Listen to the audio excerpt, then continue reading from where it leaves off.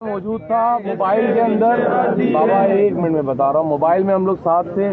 Police mobile में चढ़ा के गए थे साईं, वही तो हम आपको बता रहे हैं। आप हमारे सुनो तो सही, हम आपको वही तो कह रहे हैं कि हम पुलिस मोबाइल में हम पीछे चढ़ के गए कि पुलिस करती क्या है। पुलिस ने कुछ भी नहीं करा। 3 मोबाइलें थी, वो आगे चल के खड़े हुए, गाड़ियों से उतरे, रिलैक्स हो रहे थे।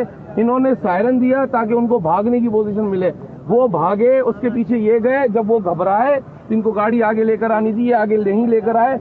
हम गाड़ी के अंदर थे, मोबाइल के अंदर मौजूद थे। हमने उसको 4 दफा बोला।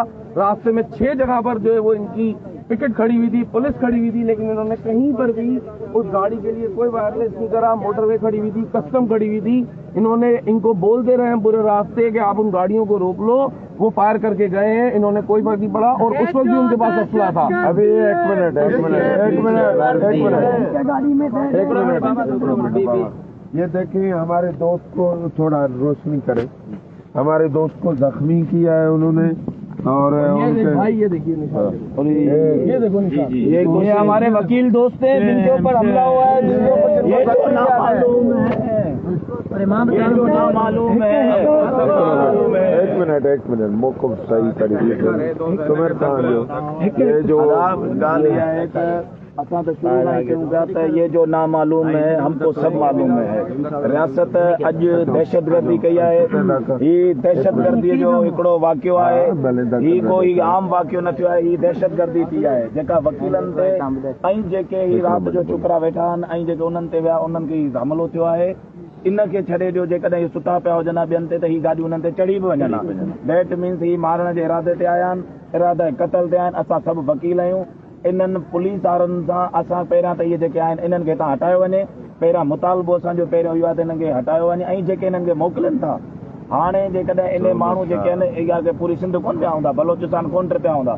असांजो मुतालबो इहो आहे त जंहिं इहा दहशतगर्दी कई आहे, इहे गाॾियूं असांखे खणी अचो वापसि, न त रियासत हिन मामले खे अञा जेके असां वधाईंदासीं ऐं पोइ केनालनि खां सूरत में अञा वरी असांखे पुरतशद्दुद इन्हनि वाक़ियनि ते मजबूर न कयो वञे। भाई सबसे फर्दर मोर आप ये देख सकते हो कि वो मोबाइल इस वक्त यहाँ पर मौजूद भी नहीं है। वो मोबाइल भाग गई, वो मोबाइल आई और वो फौरन भाग गई, और वो सिपाही भी वहाँ पर मौजूद नहीं है, वो भी चले गए। एक मिनट भाईजान, आप अपनी इंजरी बताओ। जब ये गाड़ियाँ जा रही थी, इसके पास हथियार थे, ये गाड़ियाँ जा रही थी, इनको मैंने हथियार वो पत्थर मारा है। मां हुनखे पत्थर हयो आहे त वरी पुलिस तव्हांखे ॿुधाइण बाबा हे वञिणो था, पुलिस हुनखे कढ लगी आहे। मैं आपको बताऊं, धरने के लीड था क्यों ही वाक़ियो थियो आहे, इनखे कीअं था सम्झो तव्हां? सिंध जे माण्हुनि खे पुलिस हिन गॾियल पुलिस हथियार भॼायो आहे। तव्हांजी ज़िले इंतिज़ामिया तव्हांखे ॿुधायां थो, SSP आहे, लॻापियल धुरिन जी बि आहे भाई ज़िम्मेदारी। असां ॾिसो, पहिरें ॾींहं खां वठी असां थ्रेट जे अंदरि आहियूं।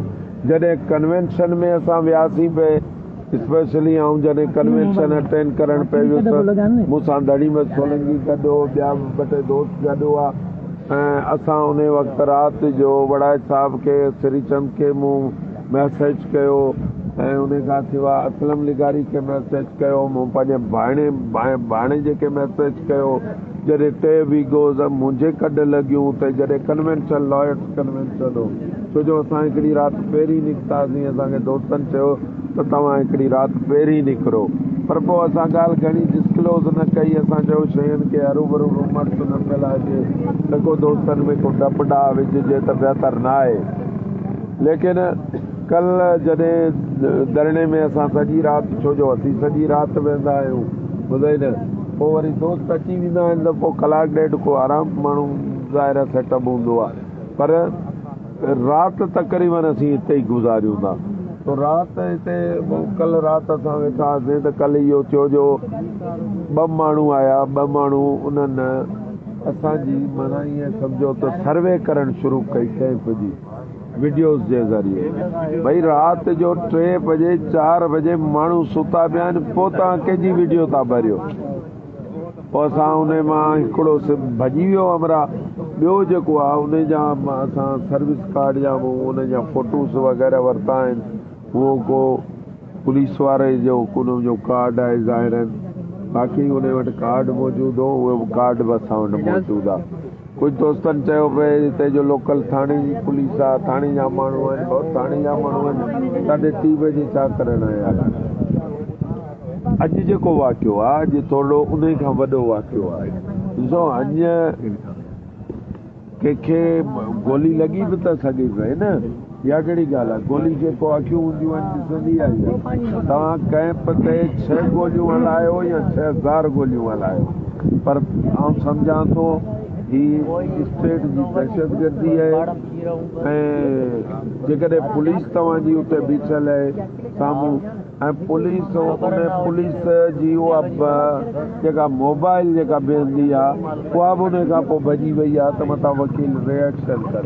असीं त ख़ाली अचे आहियूं, अमुन अमान सां गॾु वेठा आहियूं पुरअमन तरीक़े सां। असांखे छा आहे, असां त पेन ऐं कलम वारा माण्हू आहियूं, असांजो कमु रोडनि ते बीहण थोरो ई आहे। पर असां छा आहे जो जॾहिं तव्हां सॼो दरिया उनखे तव्हां डाइवर्ट करण जी कोशिशि पिया करियो, तव्हां सिंध जे वकीलनि जी फुर लुट में लॻा पिया आहियो, त पोइ असां वटि ऑप्शन ई कोन्हे न।